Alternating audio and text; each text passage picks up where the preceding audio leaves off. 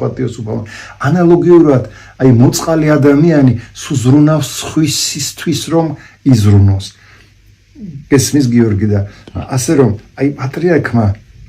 აი ეს ჩადო ჩვენში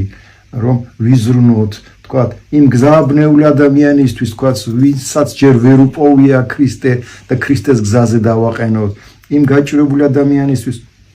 მათ ვისაც საჭმელი არ აქვს ან წამლის ფული არ აქვს ანუ სხვისთვის როცა ზრუნავ აი ამ დროს მოდის ბედნიერება და მადლობა ღმერთს რომ აი ეს ბავშვობიდან პატრიარქმა ჩვენ გულზე აი სტიხაროსნები ვიყავით ძალიან ბევრი ვიყავით ერთი დასაწყისში ერთი 20 ვიყავით ან მე საკმაოდ ერთი 50 შეიძლება 60-იც და ყველას გულზეა ეს დაგვადო და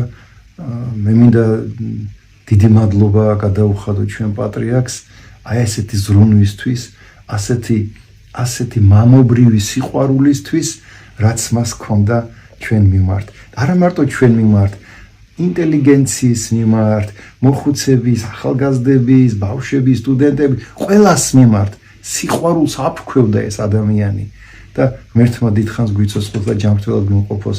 გიორგი ჩვენი პატრიარქი. ამინ. მამა მტერს როგორ იქცეოდა თუ შეიძლება რომ ესე თქვა, იმიტომ ძალიან ხშირად გამიგია ხოლმე რომ მტრისთვის პატრიარქი მხოლოდ ლოცულობდა.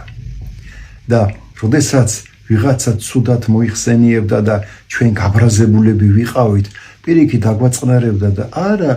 ილოცეთ მისთვის ილოცეთ იმ ბოროტის სული დაეპატრონა ბოროტის სული ზეგავლენით არის ეს და ვილოცოთ რომ აშოროს უფალმა ეს ბოროტის სული შეცდომა ვის არ მოსვლია და ეს და ძალიან სითბოთი სიყვარული მტერიც კი უყვარს მაგ ადამიანს დამიჯერეთ